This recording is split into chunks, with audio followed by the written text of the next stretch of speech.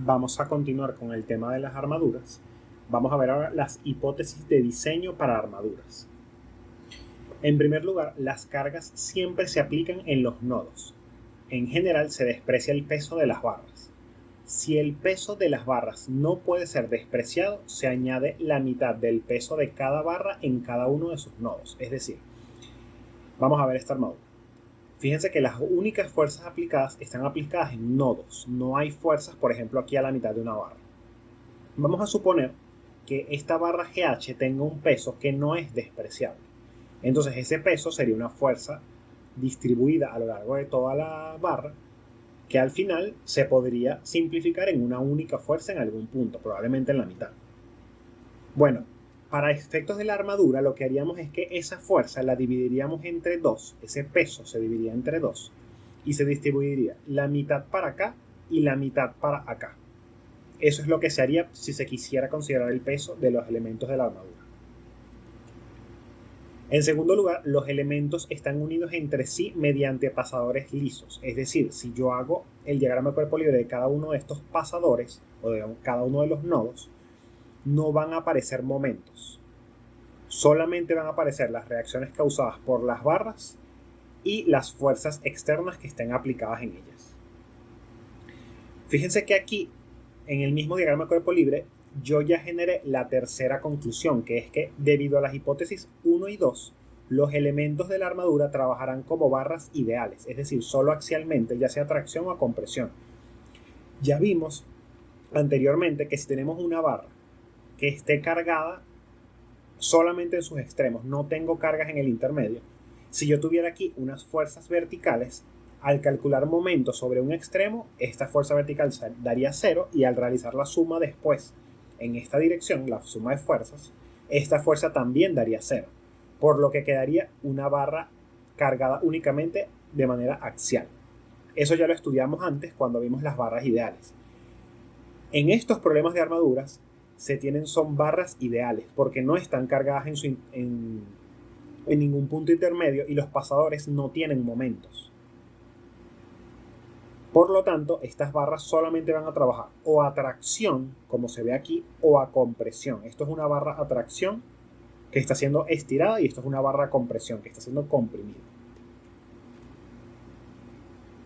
Vamos a ver unos métodos para la solución de armaduras. Esto es una armadura y esto sería el caso en que quisiéramos resolverlo como hicimos con estructuras planas, haciendo el diagrama de cuerpo libre de una de sus partes. Tenemos el diagrama completo, por ejemplo, para hallar las reacciones externas, y luego podríamos hacer los diagramas de cuerpo libre de cada una de las barras, como aquí se ve el diagrama de cuerpo libre de la barra AD, para ir obteniendo cada una de los elementos, cada una de las fuerzas en los elementos.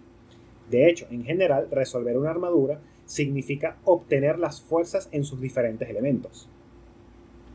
Pero, en particular para las armaduras, existen principalmente dos métodos para su solución. Uno de ellos es el método de los nodos y otro el método de las secciones. Son métodos que se aprovechan de esas suposiciones que hicimos anteriormente y de saber que las barras son barras axiales, para no tener que resolverlas como si fueran unas estructuras planas convencionales. El primer método es el método de los nodos. En este método se parte de que si la armadura está en equilibrio, cada uno de sus nodos también lo estará. En el plano, cada nodo correspondería a una partícula donde el equilibrio se alcanza con la sumatoria de fuerzas en dos direcciones en cada nodo. Es decir, no tendría que hacer sumatoria de momentos. Si tuviera este problema, para resolverlo, si me piden hallar las fuerzas en todas las barras, lo que se puede hacer es hacer un diagrama de cuerpo libre para cada uno de los nodos, como se muestra aquí. Y a partir de estos nodos, obtener las ecuaciones de sumatoria de fuerzas verticales y horizontales en cada uno de los nodos por separado para ir obteniendo las fuerzas correspondientes. Por otro lado está el método de las secciones. Este método se emplea principalmente cuando se requiere obtener las fuerzas en solo unos pocos elementos de la armadura. Es decir, no me están pidiendo resolver la armadura completa, solo obtener las fuerzas en algunos elementos. El método consiste en cortar la armadura con una sección y hacer el diagrama de cuerpo libre de dicho corte. En este caso, para garantizar el equilibrio, sí se debe cumplir que las sumatorias de fuerzas y momentos sean nulas. Por ejemplo, si hiciéramos este corte que se ve acá, entonces en esta armadura saldría esta fuerza AD, esta fuerza BD y esta fuerza BC. Y podríamos obtener estas fuerzas respectivamente, utilizando sumatoria de fuerzas verticales, sumatoria de fuerzas horizontales y sumatoria de momentos, un diagrama de cuerpo libre completo. En particular en armaduras sucede algo que son los elementos de fuerza cero y que pueden obtenerse fácilmente por simple inspección de las armaduras. Una primera forma de detectar estos elementos de fuerza cero es que si en un nodo descargado concurren solamente dos elementos no colineales, la fuerza es nula en ambos elementos. Por ejemplo, el nodo G. Fíjense que si hacemos el diagrama de cuerpo libre del nodo G, donde tenemos dos barras que no son colineales y solamente esas dos barras, no existen fuerzas externas acá. Entonces, al hacer el diagrama de cuerpo libre de ese nodo, queda la fuerza de la barra GF y la fuerza de la barra GH, separadas un ángulo θ. Entonces, si hacemos sumatoria de fuerzas horizontales igual a 0, queda que la fuerza de GF por seno de θ tiene que ser igual a 0. Como este seno de θ no va a ser igual a 0, entonces F de GF tiene que ser igual a 0. La fuerza de esta barra tiene que ser 0. Por lo tanto, si ahora hago sumatoria de fuerzas verticales igual a 0, como esta fuerza vale 0, solo me queda la fuerza de GH y por lo tanto esa fuerza va a ser igual a 0. Es decir, que en este nodo estas dos fuerzas valen 0, que es lo mismo que pudiéramos haber hecho en este nodo D.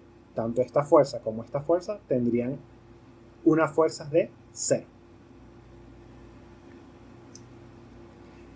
Otra segunda forma de inspeccionar cuando se tienen elementos de fuerza 0 es que si en un nodo concurren tres fuerzas, mire que no dice tres barras, dice tres fuerzas, ya sean fuerzas aplicadas de reacción externa o de interacción entre las barras, donde dos de estas sean colineales y la tercera no, entonces la tercera fuerza será igual a 0 y las fuerzas colineales serán iguales y de sentido contrario.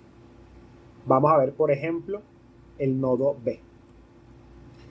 Si hacemos el diagrama de cuerpo libre del nodo B, queda la fuerza de la barra BC, de la barra AB y de la barra BD. Si hago sumatoria de fuerzas en X igual a 0, me queda que BD es igual a 0 porque es la única fuerza en esta dirección. Luego, si hago sumatoria de fuerzas en Y igual a 0, me queda que esta fuerza menos esta fuerza tienen que ser igual a 0. Por lo tanto, ambas fuerzas tienen que ser iguales. Fíjense que una vez que yo hice este nodo, yo puedo saltar a este otro nodo D. ¿Por qué?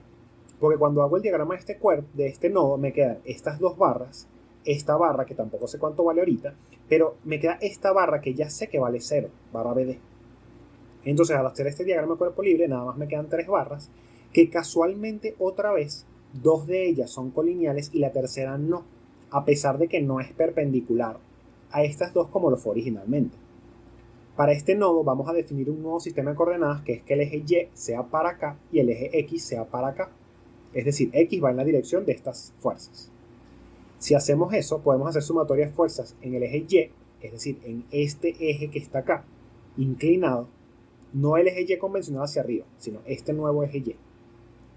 Haciendo sumatoria de fuerzas en Y en ese eje, me queda que la fuerza dA por seno de este ángulo tiene que ser igual a 0. Como este seno del ángulo no va a ser igual a 0, la fuerza de dA tiene que ser 0.